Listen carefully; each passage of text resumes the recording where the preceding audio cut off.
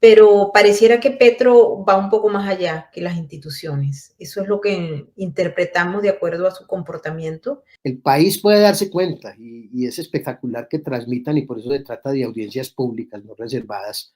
Pues ve uno cómo ha sido de mal llevado este juicio. En todo caso, ¿qué nivel de confianza puede por lo menos observar y sentir el colombiano cuando ve este tipo de espectáculos y en paralelo ve el de Petro como si fuera una especie de reality show tratando de gobernar en la televisión? Eso es una situación de nuestros países que se prestan y ese poder grandotote que tienen las mafias, pues quieren también consolidar ese poder.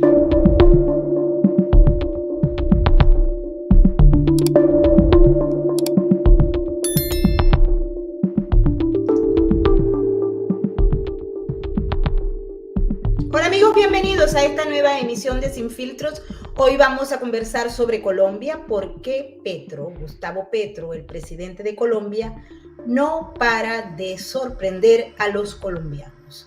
Ayer, más allá de que había algunas acciones para evitar que se encadenara en toda la televisión y le hiciera perder pues la programación a los canales que tienen compromisos comerciales, él decidió quedarse más de 2 horas y media en el marco de lo que se decía era una alocución presidencial que terminó siendo el Consejo de Ministros sin la presencia de la vicepresidente, la señora Francia Márquez.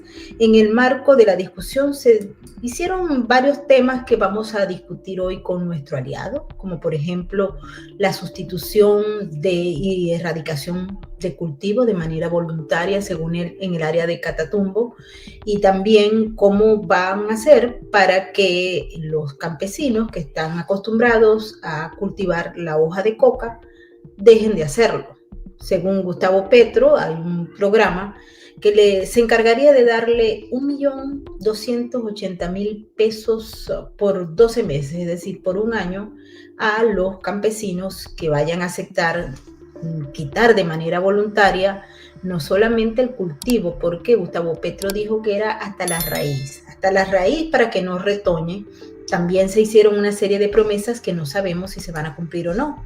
Igualmente, en esta emisión vamos a tocar el tema del juicio al expresidente Álvaro Uribe Vélez y también algunos otros detalles que nos trae Bernardo Henao Jaramillo, que es nuestro aliado en Bogotá. Pero antes de darle la bienvenida, quiero saludar a toda la gente que hasta ahora se une a nuestras diversas plataformas. Un saludo muy especial a todos nuestros amigos de España, de Madrid, y a los que se unen a través de nuestro canal de Sin Filtros y Sin Censura, tanto en Rumble como en YouTube. Bienvenidos todos, y a nuestros maravillosos moderadores y todos aquellos que participan en el super chat más inteligente de la red, que es el super chat de YouTube. Saludamos igualmente a los que se conectan a través de nuestro space de X y desde nuestras redes sociales, y por supuesto aquellos que deciden escucharnos y no vernos. Bienvenidos todos y muchísimas gracias, Bernardo Henao Jaramillo, por estar con nosotros. Es un gusto, Mabel, un saludo muy especial, extensivo a toda la audiencia y por supuesto muy complacidos de estar en el programa. Siempre es un placer. A ver, quiero que nos cuentes tus impresiones sobre lo que está ocurriendo en Colombia, pero particularmente esas 2 horas y media o 2 horas, no sé cuántos minutos fueron, en las que el presidente de Colombia decidió transformar todo, a pesar de que parece que hay unas leyes que no permiten que eso se produzca. Por ejemplo, la conversión de pensiones, la creación de pensiones, todo esto en el marco de la crisis del Catatumbo. Adelante. La ley es del año de 1993, 1923, la ley 63. Esa ley tiene establecido que las sesiones del Consejo de Ministros son reservadas y el presidente, característico en él, es abusivo. Él viene sin más ni más a convertir una locución presidencial en transmitir en directo, so pena de creer que con eso logra conseguir y mostrar una transparencia.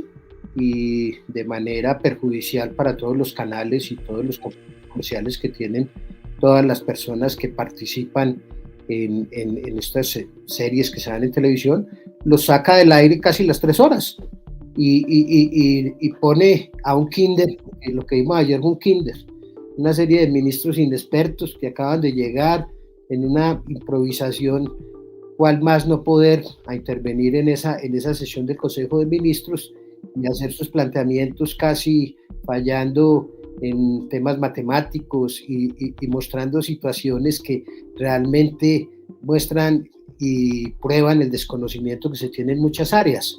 Eso se puede decir con esta joven que tiene a cargo la sustitución de cultivos, donde pues ella hizo la presentación de que adelantarían ese programa en el Catatumbo.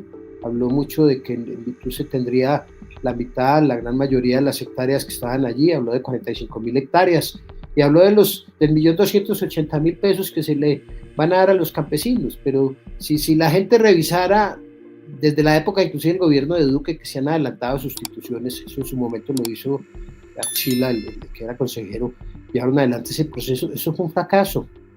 Y esta joven, inclusive, cuando estaba hablando de las hectáreas, de que se lograrían hacer que los campesinos sustituyesen por cultivos de pancoger, habló de 1 a 2 en la relación, y eso no es cierto. La relación siempre, cuando se van a buscar cultivos de pancoger para que sea rentable, tiene que ser de 1 a 5.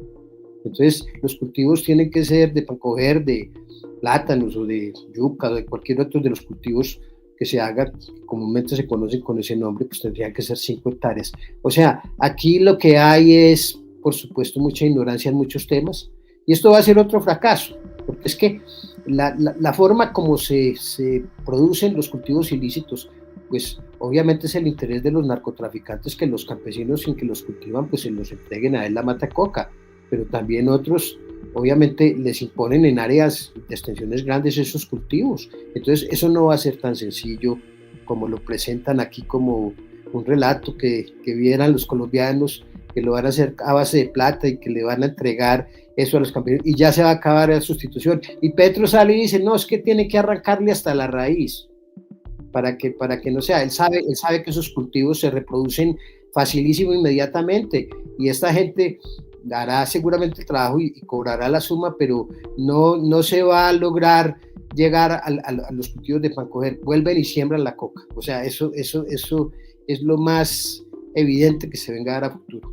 Aquí, si se quiere hacer un plan de sustitución de cultivos, hay que hacer una profundización muy grande en el tema agropecuario y muy grande en el tema territorial, porque es que esas áreas, digamos, han tenido mucho desplazamiento, y seguramente en los proyectos que tenga que construir un gobierno futuro, no este porque no lo veo posible, habrá que buscar unas alternativas de ubicación y localización donde se desarrollen realmente proyectos, donde los campesinos puedan tener todo al servicio de ellos, educación, salud y todo, y en áreas donde tengan seguridad, no en unas áreas tan calientes con un conflicto permanente fronterizo y un conflicto con los narcotraficantes y en una serie de subversivos que están allí, el ELN, las disidencias de las FARC y otras, el mismo Tren de Aragua que está allí y muchas otras organizaciones delictivas. Eso es bien complejo, y creo que más bien estuvimos viendo fue un relatico allí en este Consejo de Ministros largo, extenso, que la gente, me imagino que pagó el televisor por a la media hora de haber comenzado. Y cuando uno estaba esperando, por ejemplo, la vicepresidente, la señora Francia Márquez, ¿qué le pasó? ¿No, decidió no ir o todavía sigue con el pleito con Gustavo Petro? El pleito sigue vigente y seguramente en la forma como se expresa a él y no le interesa, pues la excluyó. Y ayer también fue evidente el distanciamiento que tiene con Gustavo Bolívar. Probablemente en la forma como se miraron y se trataron y se vieron en ese Consejo de Ministros, pues debe ser que está en desacuerdo porque él ha dejado saber que se retira y se va a hacer candidato presidencial. Sí, eso es lo que se ha dicho.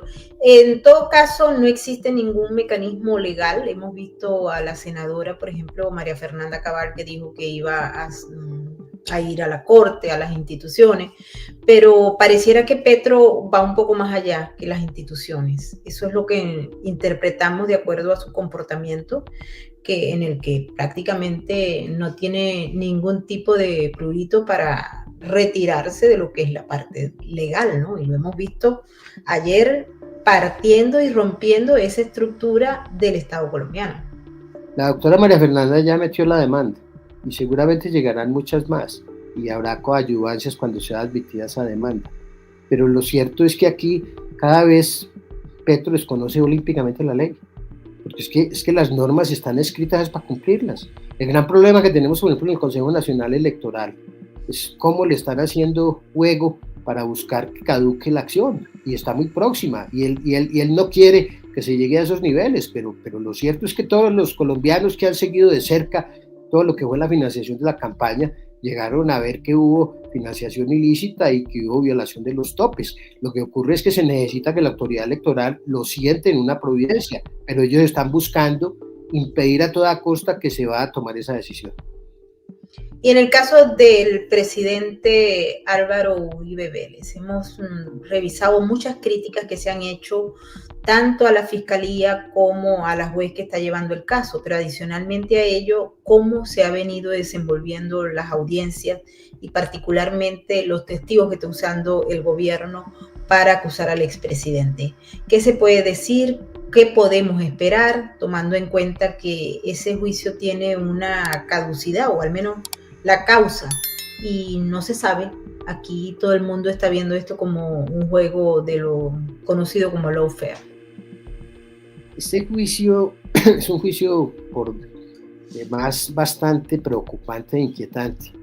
Es extensísimo, o sea, esto lleva muchos años en el tema como se inició, que fue una primera denuncia que puso el presidente Uribe contra el senador Iván Cepeda, y después en una decisión que adoptó Barceló y Bustos cambiaron y le compulsaron copias al presidente y arrancó el proceso, y eso arrancó en la corte, y después él, viendo la ausencia o la falta de garantías con ese entonces magistrados que fueron muy cuestionados después, pues se retiró del Senado y vino el proceso, y desde luego hubo actuaciones en los fiscales que estaban buscando la preclusión y se presentaron varias solicitudes de preclusión, pero no fueron accedidas. Cuando ya llegó el gobierno nuevo, que nombraron a la nueva fiscal, pues llegó una nueva delegada fiscal del proceso que dio curso y dio inicio, entonces se pasó, digamos, ya de una imputación a una acusación, y aquí se pasó al juicio, y comenzó el juicio, y obviamente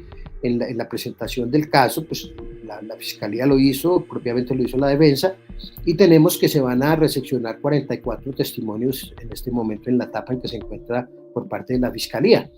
Y los llamados testimonios estrella, pues son los que ya, digamos, se cumplieron y se agotaron en esta fase, que fueron los de Yanira y los de Monsalve, que se dice que son los testigos claves y estrellas, particularmente Monsalve.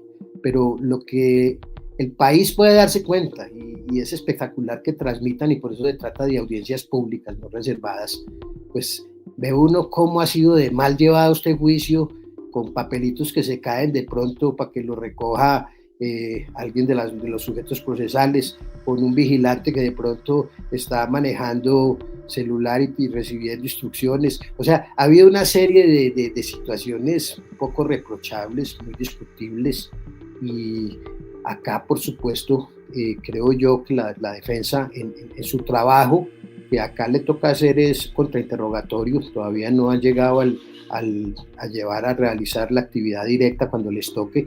Cuando se terminen los 44 tendrán la oportunidad, y en estos testigos, por ejemplo, los que están, hoy no hubo audiencia, lo corrieron para mañana, pues ve uno el afán que tiene la juez en darle celeridad al tema, porque ella sabe y supone que el 8 de octubre del 2025 se prescribe el caso. Ya están la teoría de que no es el 8 de octubre, sino que debe haber 3 años más, y ahí están tratando de armar el tema, y ya han empezado a insinuarle al presidente que renuncia a la prescripción, y él no tiene por qué renunciarlo.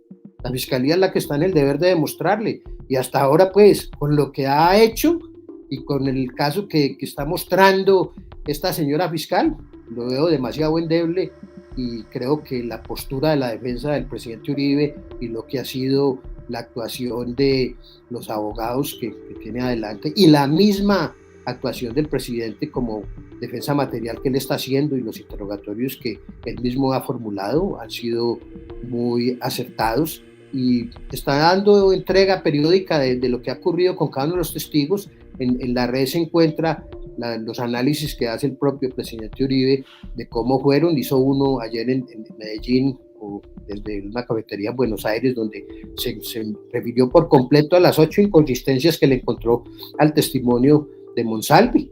Y obviamente pues en el tema de Yanira va a ser más grave porque hay unas inconsistencias muy, muy complicadas que desde luego ya veremos qué pase a futuro. Bueno, en el caso de ella, hasta la cámara se apaga, ¿no? En un momento determinado o recibe señas.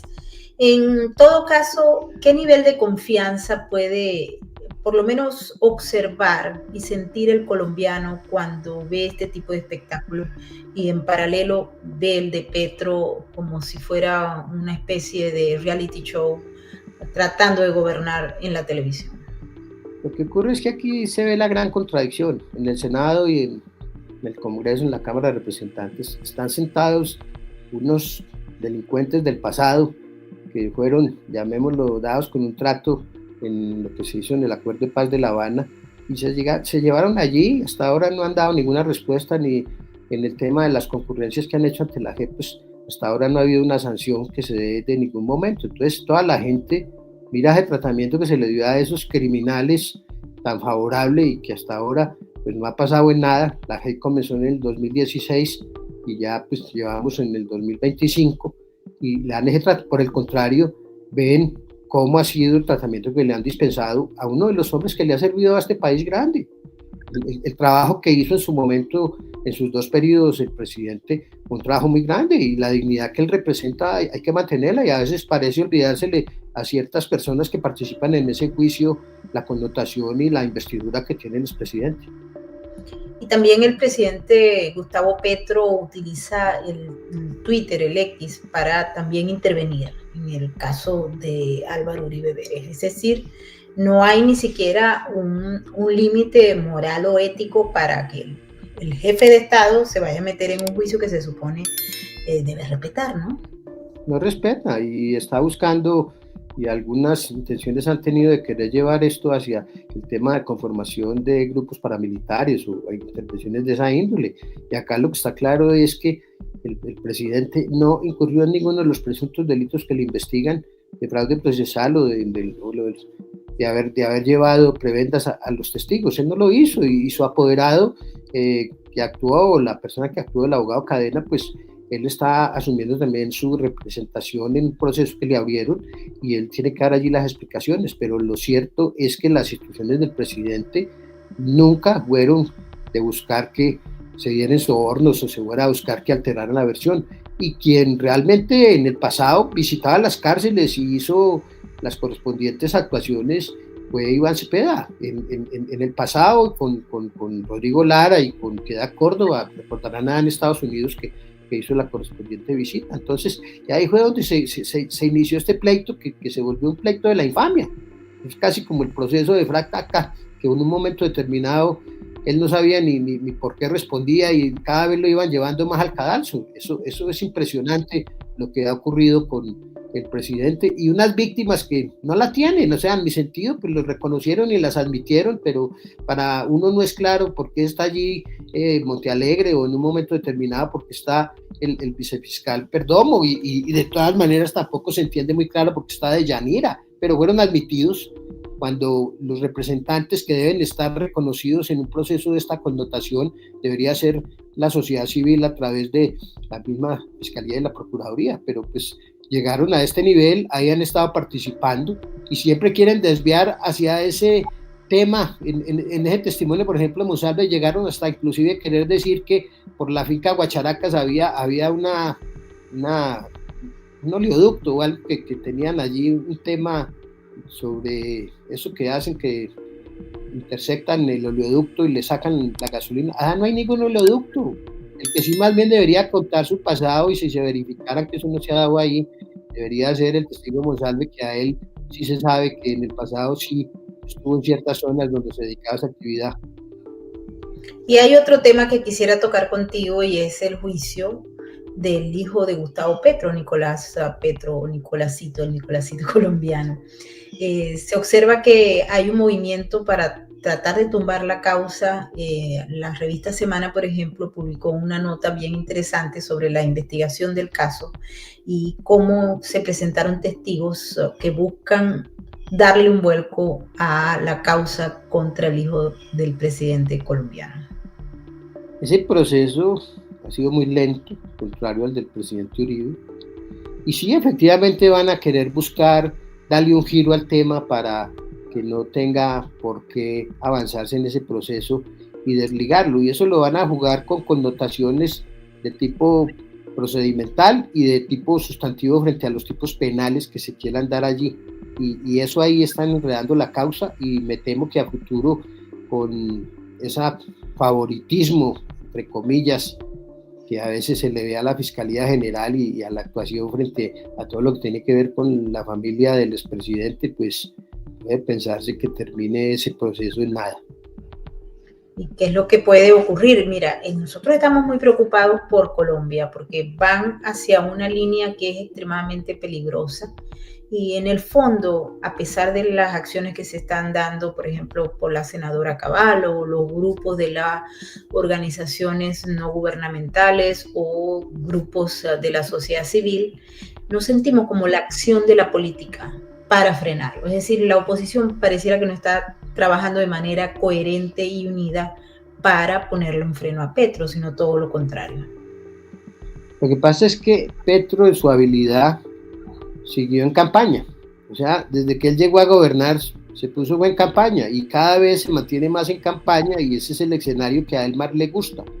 Y aquí la oposición también se lanzó a hacer campaña prematuramente. O sea, es que las elecciones por lo general arrancan 6 meses antes o un poquito, 7, 8 meses, pero es que esta vez arrancamos con años de antelación y es un problema muy grave porque pues, uno ve todas las aspiraciones que se tienen y no se ha unificado la posición. Y ayer, por ejemplo, llamaba mucho la atención del presidente querer citar ahí a un autor, creo que era chino, sobre la base del egoísmo y la necesidad del trabajo en equipo, y da risa ver ese kinder con la forma como actúa y la falta de experiencia que tienen en la conducción. O sea, yo creo que estamos haciendo un ridículo monumental.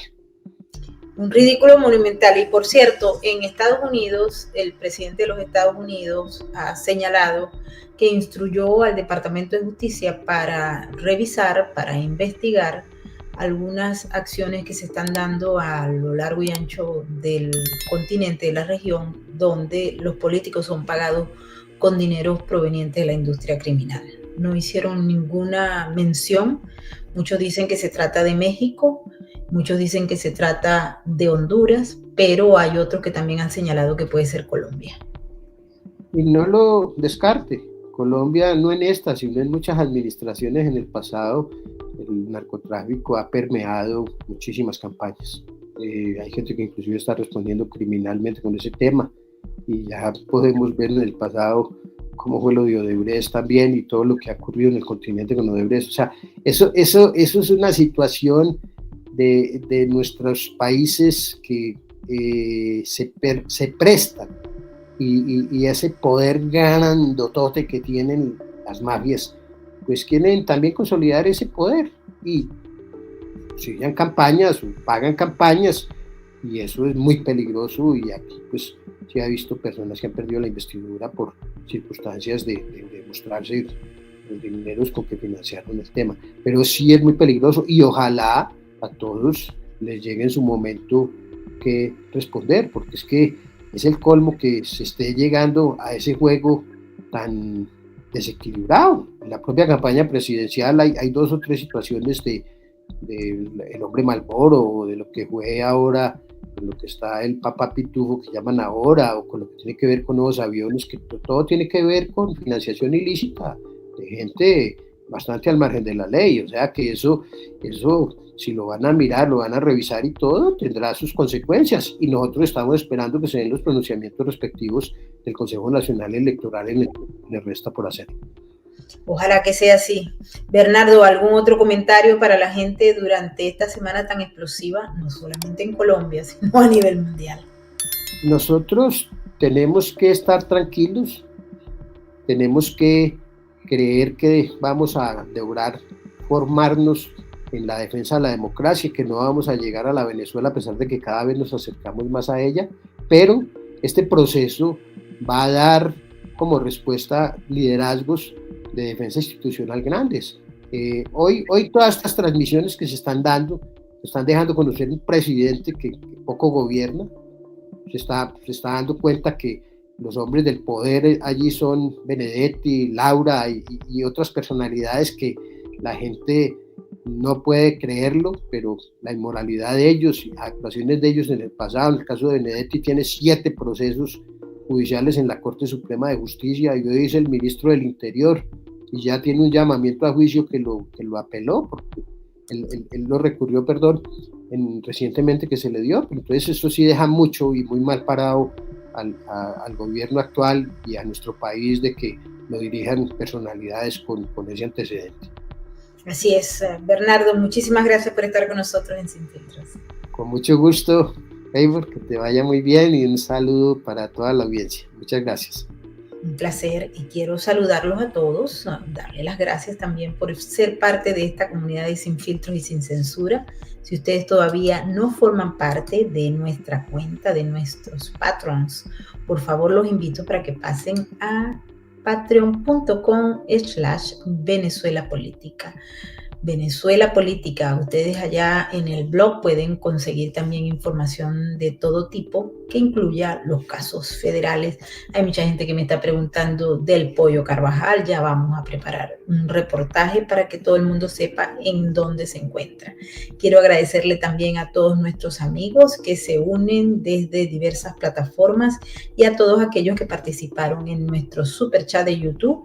Hoy tenemos un vivo porque aquí en los Estados Unidos la cosa está que arde, y también en Ucrania, así que vamos a tener un vivo para darles la información analizada e interpretada, donde pues los expertos son los que hablan. Nos vemos pronto, nos despedimos como siempre con el mensaje de la RAC, porque recuerden que juntos salvamos vidas. Chao, chao. Su mirada no conoce de estadísticas. Aún así, millones de ellos padecen una cruda realidad. Su lealtad es inquebrantable, aunque no haya nadie con quien compartirla. La diferencia la haces tú. Adopta, esteriliza, colabora. Red de Apoyo Canino.